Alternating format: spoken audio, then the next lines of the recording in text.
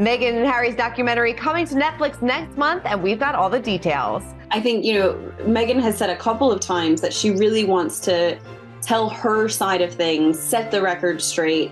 And something that we've talked about in the past is that what Meghan remembers isn't always what everyone else remembers. Plus, the royal family rides in a carriage procession as Queen Camilla pays tribute to Queen Elizabeth. Over the past few months, my husband and I have drawn immense comfort from the messages of condolence that we have received. Plus, editor-in-chief of True Royalty TV, Nick Bullen, breaks down the latest royal headlines and further reveals the truth behind the crown. I think they didn't even go far enough in looking at how Bashir got the interview. I mean, they sort of touched on it.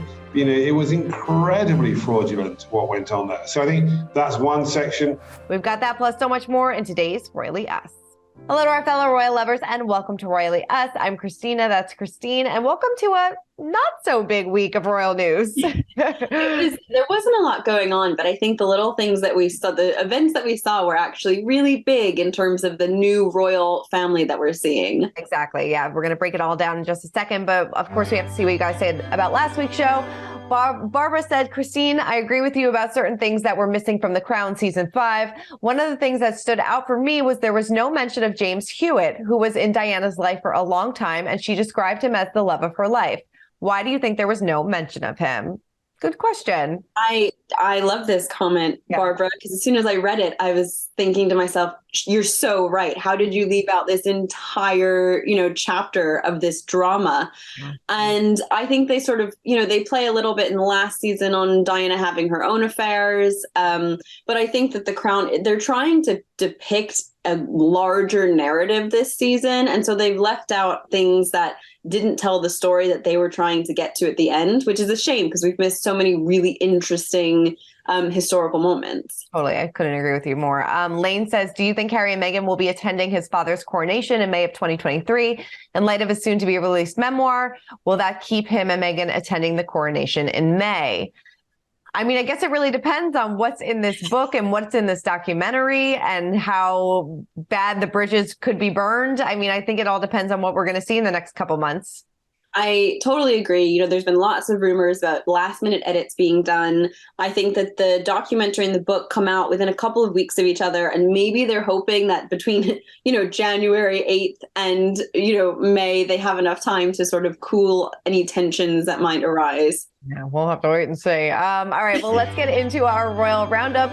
And the Prince and Princess of Wales joined King Charles and Queen Camilla in a horse-drawn carriage procession through London to Buckingham Palace as part of the first state visit of the new monarch's reign. The royal pageantry carried the visiting South African president to the palace as the British royal family carried out a full ceremonial welcome, while the president rode with King Charles and Queen Camilla in the Irish state coach. Kate and William were in the Australian coach with South Africa's foreign minister. The carriage, of course, was a gift to Queen Elizabeth from Australia in May of 1988 to mark the Australian bicentennial. So yeah, this is the first state visit of the new monarch's reign. A big state dinner is going to be taking place. So yeah, a lot's going on. It's so exciting, I think, to see these very royal occasions. I mean, you don't see these state coaches very often. And it's one of the few times we've seen William and Kate in this, in the state coaches as part of a state reception, or a state visit, I should say. And it's just a sign of the change in role. William and Kate are now Prince and Princess of Wales. Kate wore a really iconic Princess of Wales brooch today that's been passed down through the generations. Just a reminder that, the monarchy is different now. Yeah, definitely. Unfortunately, we filmed this, just so everybody is aware, we filmed this the day before. So the state dinner is happening the night that we're filming this. So we're not going to be able to talk about the tiaras that are going to be worn and the so royal dresses, but we will have a full breakdown next week, I promise. But I'm sure everybody, please let us know in the comments what you think about what everybody was wearing to these state dinners, because that's definitely going to get people talking. This is going to be a big tiara moment. And I'm just going to say, if she wears the lover's knot tiara again, I'm going to be disappointed. There is so many other options. So we'll have to see. It'll be funny if I'm right or wrong on that. All right. Well, moving on to Queen Consort Camilla. She honored the late Queen Elizabeth II while speaking with guests during a royal reception. 2 months after her death, she welcomed a group of young writers who had entered the Queen's Commonwealth essay competition to join her at Buckingham Palace on November 17th.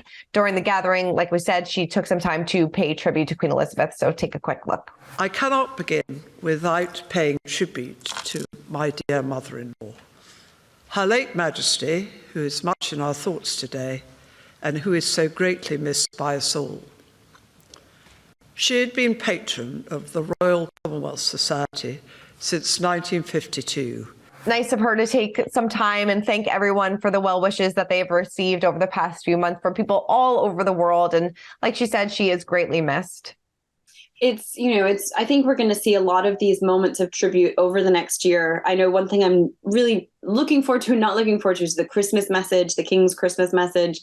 We're going to see a lot of moments of remembering and paying tribute to Queen Elizabeth II. Mm-hmm. And they're always it's so strange and so moving. I mean, even, it's been several months now and that seems impossible. Right. It does. It really does seem impossible that it's been several months since the Queen's passing. It's, it seems like it was yesterday that we were talking about the funeral and things like that. It's just time goes by so fast. It really does. Well, moving on to actor and dancer Mikhail Baryshnikov. I can't say it right. He's Alexander Petrovsky to me. He visited Buckingham Palace and received a prestigious award that was first awarded by the late Queen Elizabeth. It also marked the first solo reception that Camilla had carried out at Buckingham Palace. So, of course, like you said, he, of course, is a legendary ballet dancer who starred as Carrie Bradshaw's love interest as Alexander Petrovsky in Sex and the City. So he was honored by the Royal Academy of Dance with their highest accolade, the Queen Elizabeth II Coronation Award. As Camilla, who wore a ballerina brooch on her teal coat, greeted her guests, she told him that it's a great honor to be able to give you the award. Nobody deserves it more. I mean, yes, like I said, we know him as from Sex and the City, but he is a legendary ballet dancer. He's a legendary ballet dancer. He actually has a really rich and diverse career, but all of the comments on Instagram were that it's Alexander Petrovsky. I mean, yes. It is funny how that's become such an iconic character for him. And we all, remember that season very well. But I think it's great to see Camilla stepping into her new role, sort of taking on bigger events and royal engagements to represent her new role as queen. Right. It's been really interesting to see the shift happening. It really has. And I feel like she's done a good job. And, in the past few months, she's really taking on this role. Not like she wouldn't have taken it seriously, but she's, really, taking it seriously and, paying respects to the Queen and, having these solo engagements. So we're definitely going to be seeing her a lot more. And it seems like she is well prepared for the role. Yes, definitely. I think it must be a difficult position for her to be in after the last 3 decades. But I think she's doing tremendously well. Right. And especially after the past few weeks from the crown as well. So I'm sure all that back up. Bring it all back up. Well, the Princess of Wales visited the Reading Ukrainians Community Center, where she met displaced Ukrainian families and heard about the support the center is providing to those arriving in the UK as a result of the conflict in Ukraine. She was greeted with a traditional Ukrainian cake, learned about how the center has adapted their services in recent months. And she also met families who are supported by the center to hear their stories. She joined children taking part in an art session, and she received a special piece of art created by a 5-year-old girl who wrote "Kate, I love you" alongside a heart and rainbow drawings. The two also posed for photos together. She took a seat on Kate's lap. I mean, these are just days that these people will remember forever. It's been really interesting to see the Princess of Wales's relationship and involvement with the Ukrainian refugees in the UK. And she seems to have developed a relationship with Ukraine's First Lady as well. We found out this week that they've actually been working closely. Kate's working with the Ukrainian First Lady to come up with ways to support Ukrainian refugees and those who are sort of going through this incredible conflict that so many of us can't wrap our head around in 2022. And a lot of the time we'll see, Kate had a meeting and we won't know what it's about. And it turns out this event was based off of meetings that she had over the last few weeks. And it's good to know that royals are working behind the scenes, even if we don't see them. they're carrying out this really important work. Mhm. But it was just darling. You know that this was really special for those families, for those children. And it's, just a boost for them during such a horrendous experience to have this really special memory as part of it. Definitely. All right. Well, the Duke and Duchess of Sussex will receive a Human Rights Award for their heroic stand against structural racism in the monarchy. A member of the Kennedy family said this. Prince Harry and Meghan are to be honored the Ripple of Hope Award on December 6th at a ceremony for exemplary leaders with an unwavering commitment to social change. The New York Gala is organized by the Robert F. Kennedy Human Rights Foundation, named after the former U.S. Attorney General, who was assassinated back in 1968. It will be hosted by Kerry Kennedy, the politician's daughter, who said the Sussexes would get the award for having the courage to take on the royal family's power structure. Interesting.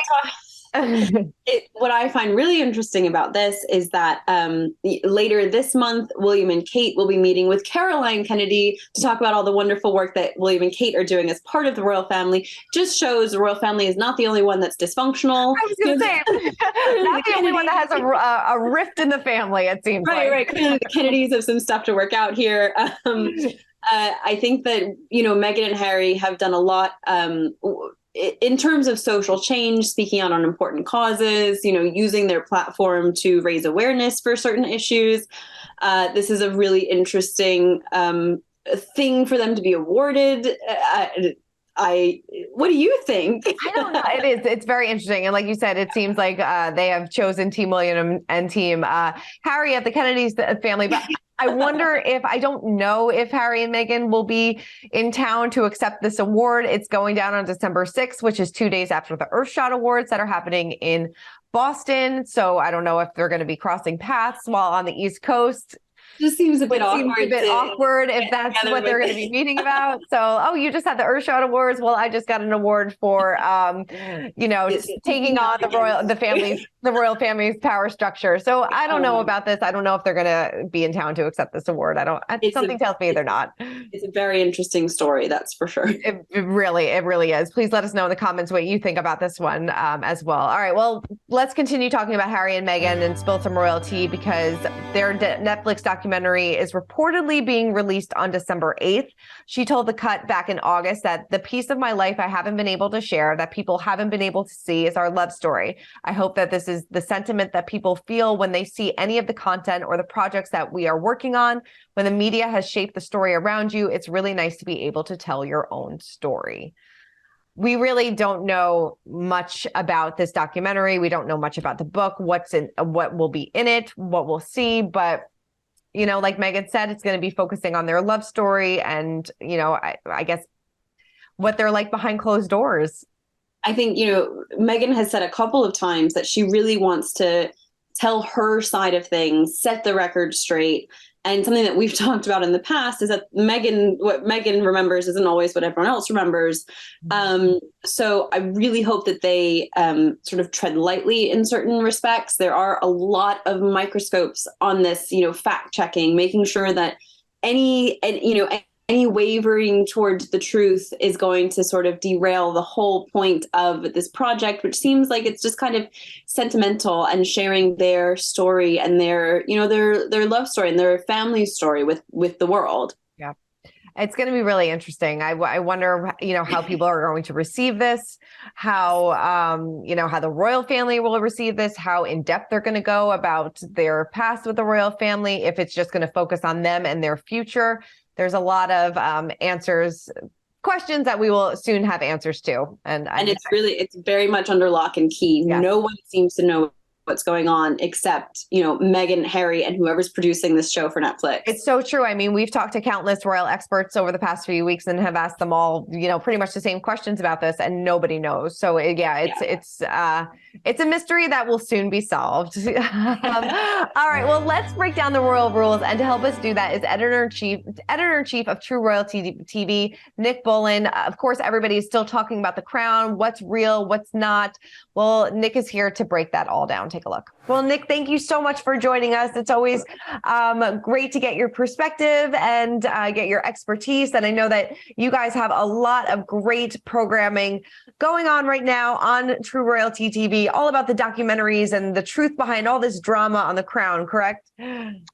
Absolutely. It's been a busy last few weeks. I mean, when the crown dropped, we just saw the searches surging across True Royalty for trying to find out the truth. You know, pretty well every scene, you want to know, did that really happen? What really went on?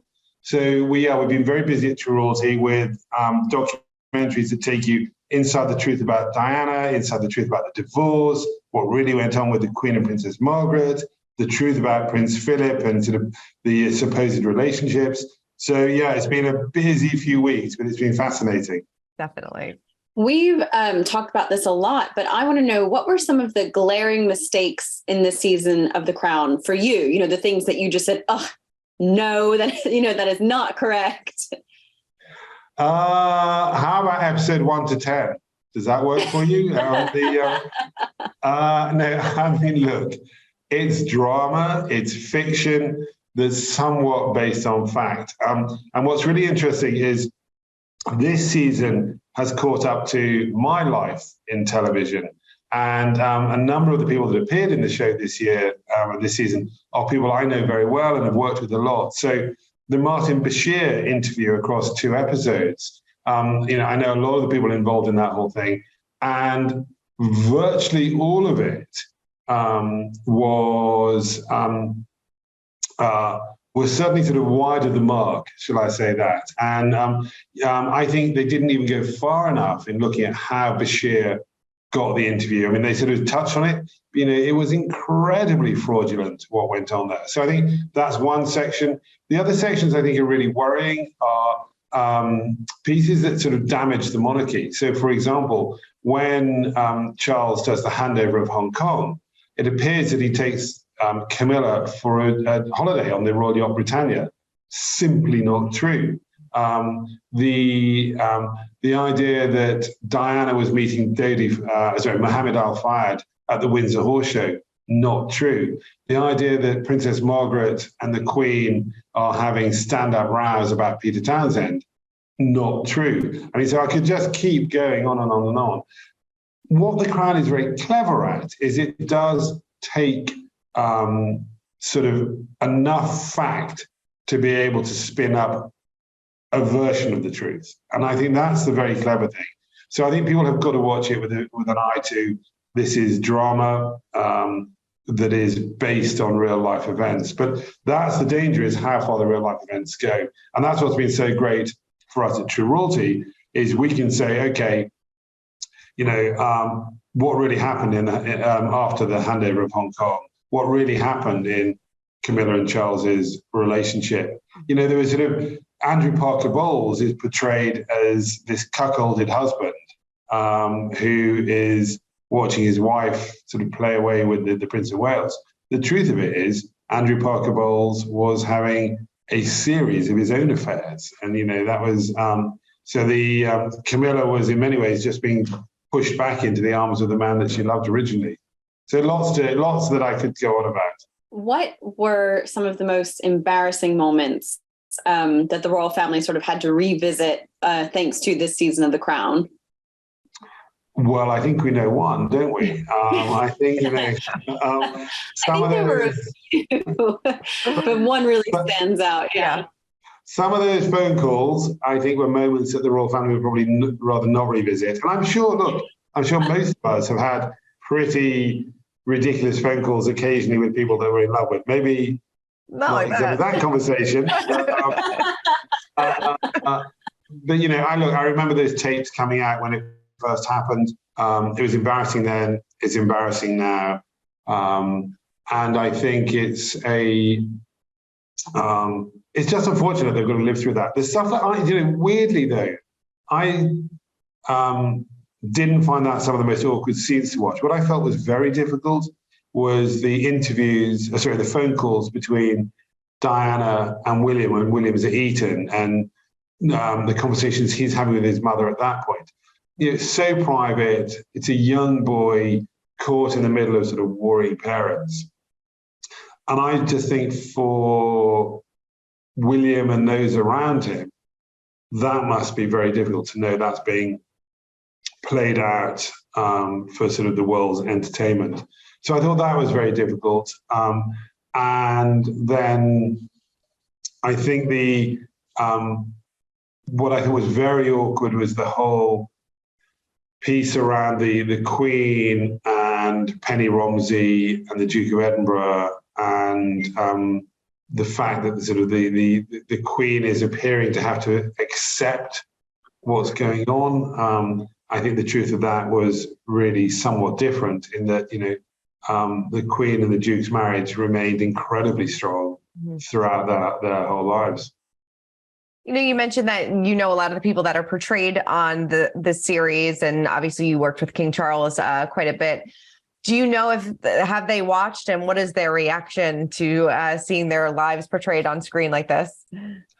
I don't know if they've been watching this series. I know that many members of the royal family have watched the series in the past. And I think in the early days, it was seen as being sort of slightly amusing. But I think as it's got closer to present day, and also as it's become more prurient, I think people have pulled away from it. A lot of people close to the King and Queen this year have said that they won't be watching the series. So I don't imagine the senior royals have watched it this time around. And I think it's it's so near to present day that I think many of the memories, many of the emotions are just too difficult to revisit. So I think it's tough. Even, the whole scene about Penny Romsey and her daughter Leonora, who very sadly died at age 4.